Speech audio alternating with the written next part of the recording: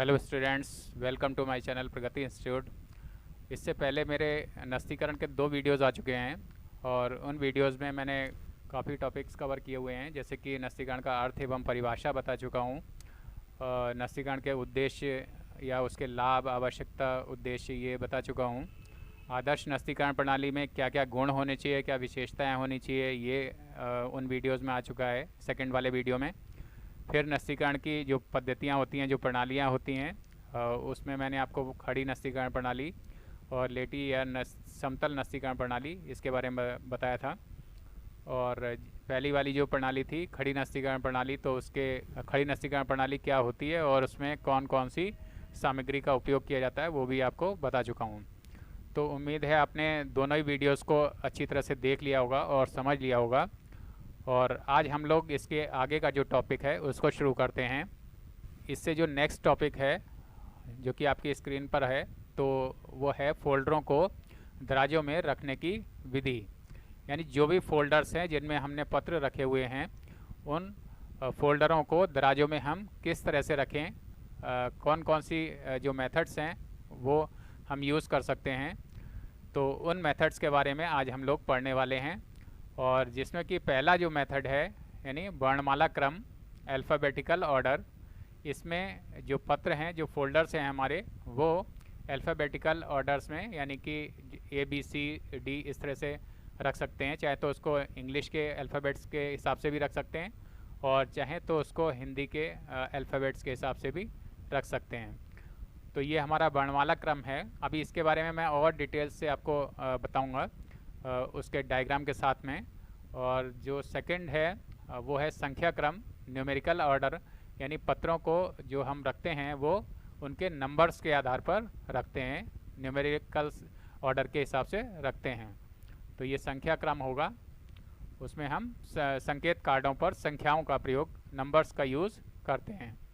और तीसरा जो है वो इन दोनों जो मेथड्स हैं ऊपर वाले 1 और 2, इनका मिश्रित रूप है।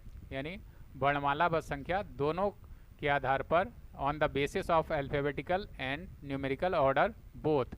इसमें अल्फ़ाबेट्स का यूज़ भी किया जाता है और न्यूमेरिकल्स यानी नंबर्स का भी यूज़ किया जाता है इस वाले मेथड में। और फोर्थ है विषयानुसार क्रम। यानी जो भी हमारे विषय हैं पत्रों के, जैसे कि चाहे वो स्टॉक से संबंधित हों, चाहे वो क्रय से संबंधित हों, विक्रय से संबंधित हों, या हमारे और भी जो भी विभाग हैं, जो भी विषय हैं उनसे संबंधित हों, तो इसमें पत्रों या फोल्डरों को उन विषयों के आधार पर यानी सब्जेक्ट वाइज ऑर्डर में उसको रखा जाता है। और जो पांचवा जो क्रम है, पांचवा जो मेथड है वो है भौगोलिक क्रम के आधार पर, यानी ज्योग्राफिकल ऑर्डर। यानी उसमें जगहों के आधार पर रखा जाता है, किस शहर के पत्र कहाँ पर रखे गए हैं। तो अलग अलग शहरों के पत्र अलग अलग जगहों पर अलग अलग उनके संकेत कार्डों के माध्यम से उनको रखा जाता है। तो ये जो पांचों मेथड्स मैंने आपको बताए 1 से लेकर 5 तक, अब इन सभी मेथड्स को, सभी विधियों को हम लोग डिटेल में पढ़ते हैं। तो पहला मेथड जो मैंने आपको बताया था यानी वर्णमाला के आधार पर पत्रों को फाइल करना।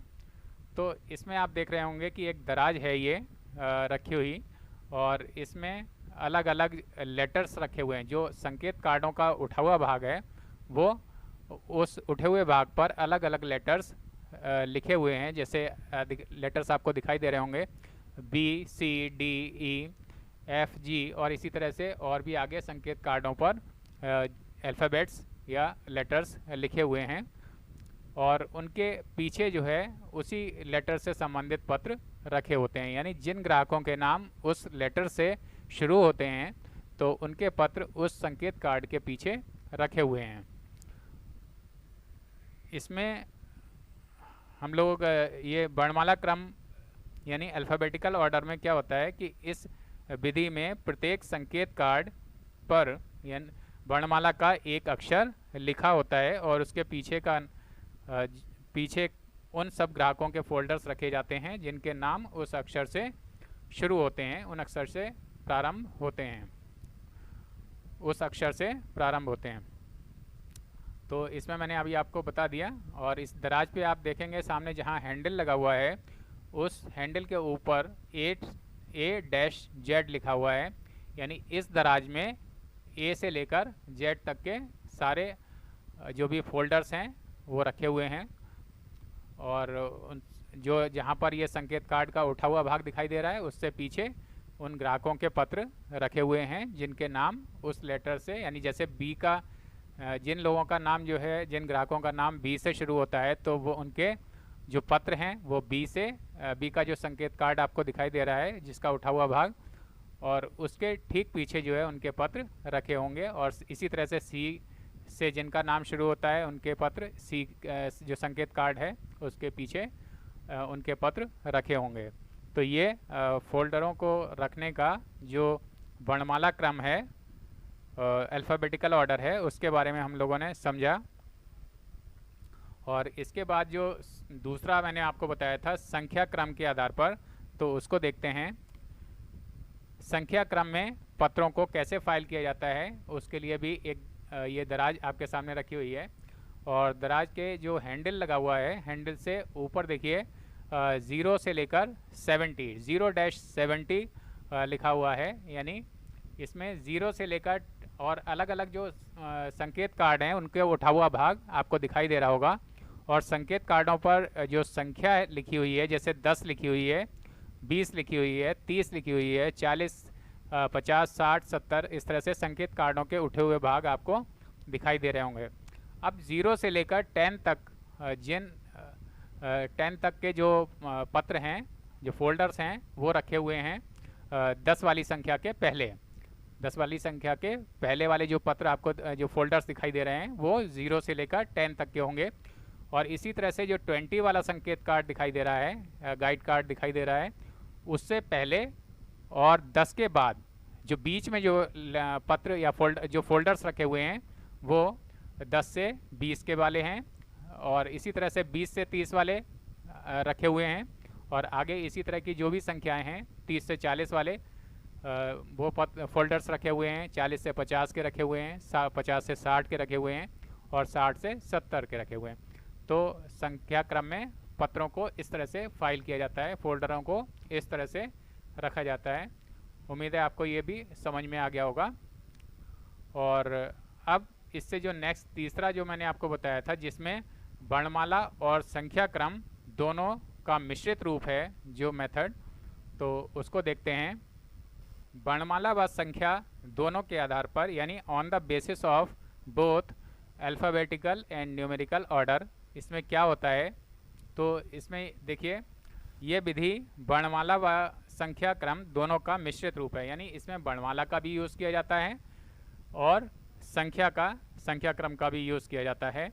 इस विधि में पत्रकोशों पर तो ग्राहकों के लिए पूर्व निश्चित संख्याएं ही लिखी जाती हैं, परंतु संकेत कार्डों के उठे हुए भाग पर वर्णमाला का एक अक्षर लिखा जाता है। जैसे कि इसमें देखिए, संकेत कार्ड में राइट की तरफ को एस लेटर्स लिखा हुआ है, तो ये वर्णमाला का एक अक्षर लिखा गया है। और फोल्डर्स को दराजों में वर्णात्मक क्रम से रखा जाता है, यानी उनको दराजों में हम अल्फ़ाबेट्स के हिसाब से रखते हैं। संकेत कार्ड विशेष प्रकार के बने होते हैं। इनके संकेत कार्ड थोड़े से अलग तरीके के बने होते हैं।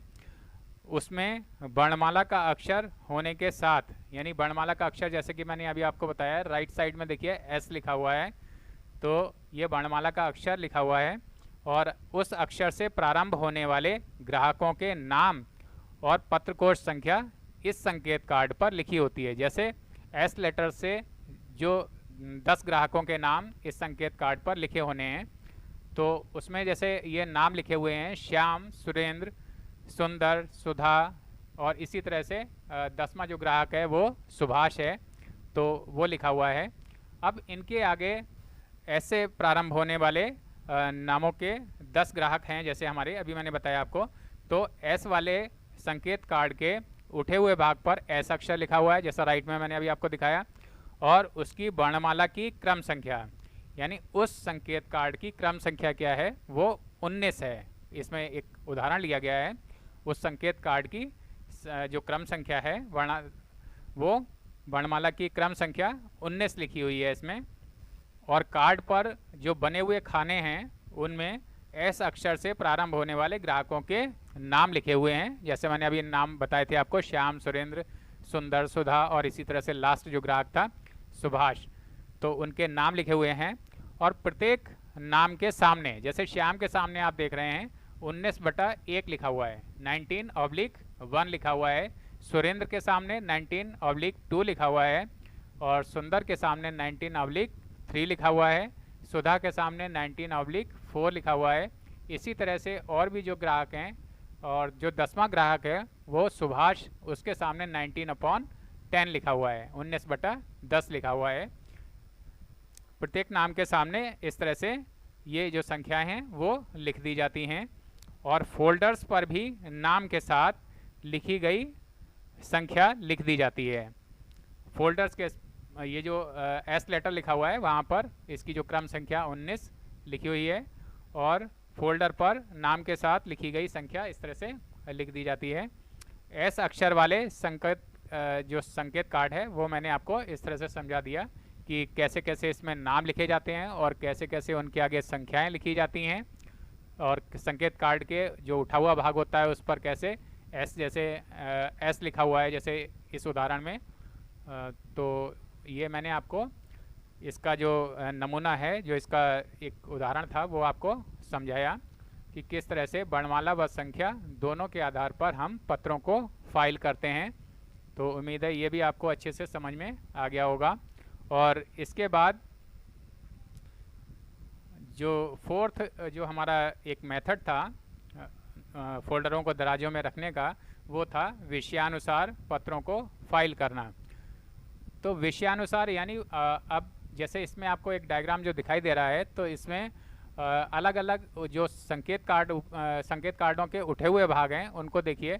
तो उस पर जैसे लिखा हुआ है, पहले वाला जो संकेत कार्ड है वो लिखा हुआ है स्टॉक, यानी इसमें स्टॉक से रिलेटेड जो भी पत्र हैं, जो भी हमारे रहतिया से रिलेटेड या स्टॉक से रिलेटेड जो भी पत्र हैं वो सारे इसके पीछे रखे होंगे, इस संकेत कार्ड के पीछे रखे होंगे। और इसी तरह से जो दूसरा विषय है लेखा विभाग यानी अकाउंट्स डिपार्टमेंट से रिलेटेड जो भी हमारे लेटर्स हैं वो इसके पीछे रखे होंगे। और इसके बाद माल का क्रय यानी क्रय विभाग से संबंधित जो भी लेटर्स हैं वो इसके पीछे रखे होंगे।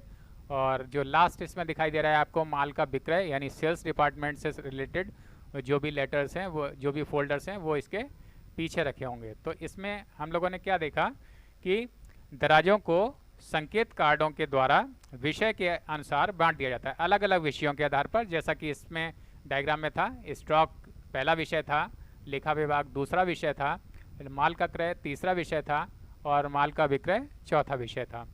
तो इस तरह के विषयों के आधार पर संकेत कार्डों का यूज़ हम करते हैं। और संकेत कार्डों पर जैसा कि इस डायग्राम में लिखा हुआ है, ऊपर का जो उठा हुआ भाग होता है उस पर उस विषय का नाम लिख दिया जाता है, और इनके पीछे संबंधित विषय पर पत्र व्यवहार करने वाले ग्राहकों के फोल्डर वर्णमाला क्रम से रख दिए जाते हैं। यानी इनके पीछे जैसे स्टॉक के पीछे स्टॉक से संबंधित जो लोग पत्र व्यवहार करते हैं, जो भी करस्पॉन्डेंस करते हैं, तो उनके पत्र या उनके फोल्डर्स रख दिए जाएंगे, और वो भी अल्फ़ाबेटिकल ऑर्डर में रखे जाएंगे। यानी ABCD या हिंदी के अल्फ़ाबेट्स का यूज़ कर सकते हैं, तो उन अल्फ़ाबेट्स के आधार पर इनके पत्र रख दिए जाएंगे। तो ये पत्रों को फाइल करने का, फोल्डरों को रखने का विषयानुसार क्रम जो होता है यानी सब्जेक्ट वाइज ऑर्डर, वो मैंने आपको बताया। और इसके बाद में जो हमारा फिफ्थ एक क्रम मैंने बताया था, पांचवा क्रम बताया था पत्रों को फाइल करने का, फोल्डरों को रखने का, वो था भौगोलिक क्रम यानी ज्योग्राफिकल ऑर्डर। और इसमें क्या होता है कि इसमें जो आपको डायग्राम दिखाई दे रहा है, तो इस डायग्राम में आपको जो संकेत कार्ड लगे हुए हैं, गाइड कार्ड्स लगे हुए हैं, वो उनका उठे हुए भाग पर आपको अलग अलग शहरों के नाम दिखाई दे रहे हैं। जैसे कि आगरा लिखा हुआ है पहले संकेत कार्ड के उठे हुए भाग पर, और दूसरे संकेत कार्ड के ऊपर उठे हुए भाग पर कानपुर लिखा हुआ है, और इसके पीछे जो संकेत कार्ड लगा हुआ है उसके उठे हुए भाग पर मेरठ लिखा हुआ है, और लास्ट वाला जो है उस पर इलाहाबाद लिखा हुआ है। तो इसमें क्या होता है कि इस विधि में प्रत्येक प्रांत के लिए एक दराज निश्चित कर दिया जाता है। जैसे एक यूपी के लिए एक दराज कर दिया, निश्चित कर दिया, और उस या दूसरा जो भी स्टेट है उससे रिलेटेड उन्होंने अलग दराज बना दी। और उसमें अब उस स्टेट में जो भी ज़िले हैं या जो भी ऐसे शहर हैं जहाँ पर व्यापारी का कारोबार फैला हुआ है, तो उन शहरों के नाम उन संकेत कार्डों पर लिख दिए जाते हैं, जैसा मैंने अभी आपको बताया। और अब जैसे आगरा जो पहला संकेत कार्ड इसमें लगा हुआ है, आगरा से रिलेटेड जितने भी, आगरा से संबंधित जितने जिन जिन व्यापारियों के पत्र हैं, वो उनके पत्र या उनके फोल्डर जो है इसके पीछे लगा दिए जाएंगे। इसी तरह से जो कानपुर दूसरा शहर इसमें आपको दिखाई दे रहा है दूसरे संकेत कार्ड पर, तो उस कानपुर में जितने भी व्यापारी हैं जहाँ पर इस व्यापारी का कारोबार फैला हुआ है, उन व्यापारियों से संबंध हैं, उन व्यापारियों से ये व्यापारी बिजनेस करता है, तो उससे रिलेटेड जो भी फोल्डर्स या जो भी पत्र हैं वो कानपुर वाले संकेत कार्ड के पीछे लगा दिए जाएंगे। और इसी तरह से मेरठ के पीछे जो है, मेरठ का जो संकेत कार्ड लगा है उसके पीछे मेरठ के जो कारोबारी हैं, जो भी व्यापारी हैं, उनके पत्र इसके पीछे लगा दिए जाएंगे। और इसी तरह से इलाहाबाद वाला जो लगा हुआ है उसमें भी, तो जितने भी शहर हैं जहाँ पर इस व्यापारी का कारोबार फैला हुआ है, जिसने इस खड़ी नस्तीकरण प्रणाली को अपना रखा है, तो उसके उन व्यापारियों के पत्र इस तरह से भौगोलिक क्रम के आधार पर हम फाइल कर सकते हैं, उनके फोल्डरों को रख सकते हैं। तो इस तरह से आज हम लोगों ने जो फोल्डरों को दराज में किस तरह से रखते हैं उसके जो 5 क्रम होते हैं, 5 जो मेथड्स हैं, तो उनको आज हम लोगों ने समझा। और उम्मीद है आपको भी ये अच्छे से समझ में आ गया होगा। और इसके बाद जो हमारा नेक्स्ट टॉपिक है वो है खड़ी फाइल पद्धति के गुण, यानी merits of vertical filing system. खड़ी फाइल पद्धति के गुण क्या क्या होते हैं। समतल फाइल पद्धति की तुलना में खड़ी फाइल पद्धति को अधिक अच्छा माना जाता है, यानी और क्यों अच्छा माना जाता है, क्योंकि खड़ी फाइल पद्धति में निम्नलिखित गुण पाए जाते हैं जो कि समतल जो फाइल पद्धति में नहीं होते हैं। तो इनमें खड़ी फाइल पद्धति में कौन कौन से ऐसे गुण हैं जिनके आधार पर इसको इस फाइल पद्धति को अच्छा माना जाता है, तो उन गुणों को हम लोग देखते हैं। तो इन गुणों में सबसे पहला है लोचदार होना। समतल फाइल पद्धति की अपेक्षा खड़ी फाइल पद्धति में अधिक लोच होती है, यानी समतल फाइल पद्धति में एक लिमिट होती है पत्रों को फाइल करने की, और इसमें कैसा होता, इसमें हमको यही फ़ायदा मिल जाता है, यही लाभ है कि जैसे जैसे हमारे व्यवसाय का स्वरूप बढ़ता जाता है, उसी तरह से उसी हिसाब से हम अपने इस पद्धति को एडजस्ट कर सकते हैं। उसमें अधिक पत्रों को, अधिक फोल्डरों को रखने की जो है योजना बना सकते हैं, उसमें अधिक पत्रों को रख सकते हैं। तो ये लोचदार होना इस खड़ी फाइल पद्धति का पहला गुण है जिसके आधार पर इसको अच्छा माना जाता है। और जो दूसरा गुण है गोपनीयता, यानी ये जो खड़ी फाइल पद्धति होती है, अधिकतर इसमें लॉकिंग सिस्टम होता है, यानी पत्रों को रखने के बाद उसमें हम ताला लगा सकते हैं, लॉक लगा सकते हैं, और जिससे इन पत्रों की गोपनीयता बनी रहती है। कोई भी दूसरा व्यक्ति इन पत्रों को आसानी से नहीं देख सकता है। और इसकी अलमारी जो है, चूँकि लोहे की बनी होती है या मजबूत लकड़ी की बनी होती है, तो उस लोहे या लकड़ी की अलमारी के बने होने की वजह से भी इसकी गोपनीयता सुरक्षित रहती है, बनी रहती है। और समतल फाइल पद्धति की तुलना में खड़ी फाइल पद्धति में इसी वजह से अधिक गोपनीयता रहती है। समतल फाइल पद्धति में तो पत्र खुले अवस्था में रहते हैं और जिनको कोई भी व्यक्ति आसानी से देख सकता है, और इसमें पत्रों को आसानी से कोई भी व्यक्ति नहीं देख सकता है, उसकी गोपनीयता बनी रहती है। तीसरा जो गुण है वो है समय की बचत, यानी इसमें पत्रों को रखने और पत्रों को निकालने में बहुत कम समय लगता है, क्योंकि इसमें संकेत कार्डों का भी यूज़ होता है। संकेत कार्डों में चूँकि हमारे जो अल्फ़ाबेट्स लिखे होते हैं, तो उनके आधार पर हमें बहुत आसानी से पत्र मिल जाते हैं। पत्रों को खोजने में हमें बहुत कम समय लगता है, और जब पत्रों को खोजने और उसके बाद उसको हम निकाल भी आसानी से सकते हैं, क्योंकि इसका जो मेथड इसमें यूज़ होता है पत्रों को रखने का, वो बहुत ही सुगम है, बहुत ही आसान है। तो इस तरह से इसके विपरीत समतल फाइल पद्धति में या जो फ्लैट सिस्टम ऑफ फाइलिंग होता है उसमें पत्रों को निकालने में बहुत अधिक समय लगता है और इसमें जो है समय की काफ़ी बचत हो जाती है। जो चौथा है इसमें पॉइंट वो है सुरक्षा। समतल फाइल पद्धति में पत्रों में छेद करने पड़ते हैं और उन पत्रों में छेद करने की वजह से उन पत्रों के फटने का डर रहता है, जबकि खड़ी फाइल में पत्रों में छेद नहीं किया जाता बल्कि उनको खड़ी अवस्था में रखा जाता है और जब उसमें छेद नहीं किया जाता तो इससे पत्रों के फटने का भय नहीं रहता है। इसके अतिरिक्त खड़ी फाइल पद्धति में पत्रों को फोल्डरों में रखा जाता है, अतः समतल फाइल पद्धति की अपेक्षा खड़ी फाइल पद्धति में अधिक सुरक्षा रहती है। पत्रों को इसमें फोल्डरों के अंदर रखते हैं तो अगर कोई नुकसान पहुंचता भी है तो फोल्डर को पहुंचेगा, पत्रों को नहीं पहुंचेगा और पत्र जो है उन फोल्डर्स के अंदर सुरक्षित अवस्था में रखे रहते हैं। उन पत्रों को चूँकि वो अलमारी के अंदर रहते हैं तो इससे उनको कोई कीड़े मकोड़े वगैरह नुकसान नहीं पहुंचा सकते हैं या धूल मिट्टी भी उसमें जाने की संभावना कम रहती है। तो इस तरह से ये पत्रों की सुरक्षा इस खड़ी फाइल पद्धति का भी का एक महत्वपूर्ण गुण है। और इसके बाद है सरलता, फिफ्थ पॉइंट, सरलता यानी कि पत्रों को निकालने और रखने में समतल फाइल की अपेक्षा खड़ी फाइल में अधिक सरलता रहती है, क्योंकि खड़ी फाइल पद्धति में फाइल निकालते समय वहाँ अनुपस्थित कार्ड लगा दिया जाता है। यानी कि जब भी हमें पत्रों को निकालना हो या उनको रखना हो तो इसमें बहुत अधिक हमें आसानी रहती है, क्योंकि खड़ी फाइल पद्धति जिसका हम यहाँ पर जिक्र कर रहे हैं तो उसमें जब भी कोई फोल्डर निकाला जाता है तो उसकी जगह पर एक अनुपस्थित कार्ड या एब्सेंट कार्ड रख दिया जाता है और जिसकी वजह से अगर हम इन फ्यूचर देखें कि हमारा ये फ़ोल्डर कहाँ गया तो हमें उस अनुपस्थित कार्ड पर जो भी फ़ोल्डर की संख्या होगी वो लिखी होगी, दिनांक व समय लिखा होगा और जो पत्र निकालने वाले का नाम भी लिखा होगा। तो इस तरह से हमें पूरी जानकारी इसमें आसानी से मिल जाएगी अनुपस्थित कार्ड के माध्यम से और यही सरलता इसमें खड़ी फाइल पद्धति में रहती है, यही इसका मुख्य गुण है। नेक्स्ट है 6 नंबर का जो पॉइंट है वो है पत्रों को उत्तर के साथ रखना। समतल फाइल पद्धति जो होती है, जो कि इसके विपरीत है, उसमें पत्रों को अलग फाइल किया जाता है और उनके उत्तरों को, जो उनके आंसर्स होते हैं तो उनको अलग फाइल किया जाता है।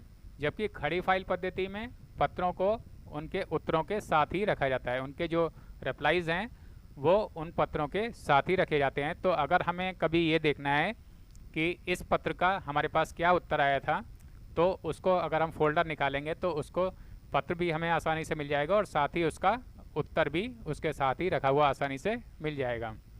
तो ये भी एक इसका आवश्यक गुण है। नेक्स्ट है 7th नंबर, अल्प स्थान घेरना। खड़ी फाइल पद्धति हमारे जो कार्यालय है उसमें अधिक स्थान नहीं घेरती है, कम स्थान घेरती है और इसी वजह से इसको अधिकतर व्यापारी जो है पसंद करते हैं, इसको अपनाना पसंद करते हैं। और इसके बाद जो नेक्स्ट है अनुपस्थित कार्ड की सुविधा, जैसा कि मैंने अभी आपको 5th पॉइंट जब बताया था तो उसमें भी आपको बताया था। तो अनुपस्थित कार्ड की सुविधा वो इस खड़ी फाइल पद्धति में ही रहती है, समतल वाले में समतल फाइल पद्धति में नहीं रहती है। फाइलिंग की खड़ी पद्धति में अनुपस्थित कार्ड का प्रयोग किया जाता है और किसी भी फोल्डर को जब निकालते हैं तो उसकी जगह पर अनुपस्थित कार्ड को उसके स्थान पर रख दिया जाता है, जैसा मैं अभी बता चुका हूं। और उस अनुपस्थित कार्ड में जो विवरण होता है उसके आधार पर हमें पता चल जाता है कि अमुक जो फोल्डर है वो किस व्यक्ति ने निकाला है और किस डेट को, किस टाइम को निकाला है। तो ये पूरी जानकारी हमें अनुपस्थित कार्ड के माध्यम से मिल जाती है। अब इसका जो 9th और सबसे लास्ट जो गुण है तो वो है पत्रों को ढूंढना आसान। खड़ी फाइल पद्धति में संकेत कार्डों और कार्ड अनुक्रमणिका की व्यवस्था होने से, यानी इसमें एक तो हम संकेत कार्ड का यूज़ करते हैं और दूसरा कार्ड अनुक्रमणिका का भी यूज़ करते हैं। तो इन दोनों की व्यवस्था होने से पत्रों को खोजना आसान हो जाता है समतल फाइल पद्धति की तुलना में। पत्र हमें बहुत ही आसानी से संकेत कार्डों के माध्यम से मिल जाते हैं और साथ ही जो कार्ड अनुक्रमणिका का यूज़ करते हैं तो उससे भी पत्रों को बहुत आसानी से ढूंढा जा सकता है। तो ये सारे जो गुण थे वो खड़ी फाइल पद्धति के मैंने आपको बताए। और अब इस खड़ी फाइल पद्धति में कुछ एक दोष भी होते हैं, जैसे कि चाहे हम कोई भी पद्धति अपनाएं उसमें कुछ एक गुण होंगे तो साथ ही कुछ दोष भी होते हैं। और वो दोष इस खड़ी फाइल पद्धति में कौन कौन से हैं तो उनके बारे में थोड़ा सा देख लेते हैं।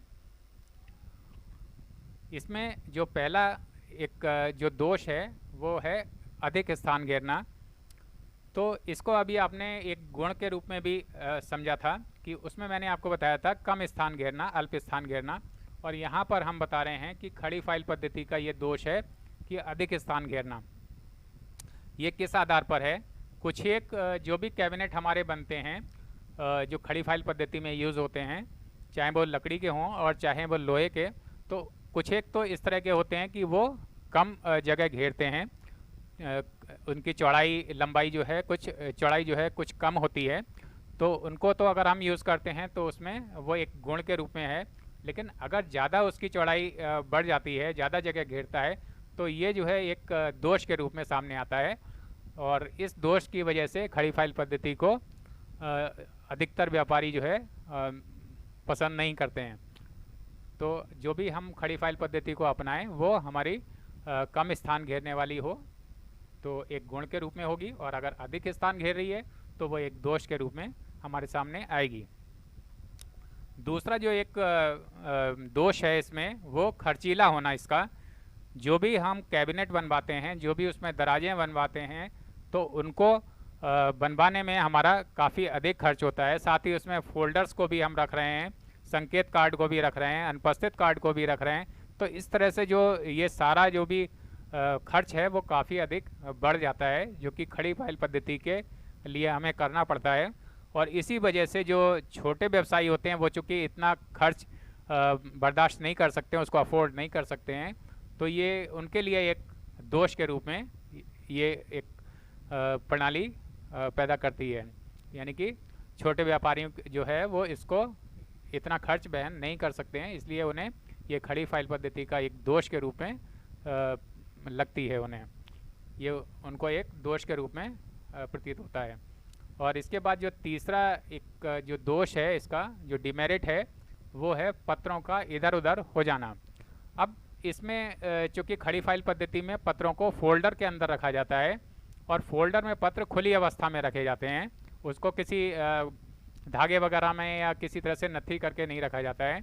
तो अगर हमने फोल्डर को निकाला और उसमें अगर हमने ध्यान से नहीं रखा तो कोई पत्र जो है नीचे भी रह सकता है, बाहर रह सकता है, और फोल्डर के अंदर रखे जाने से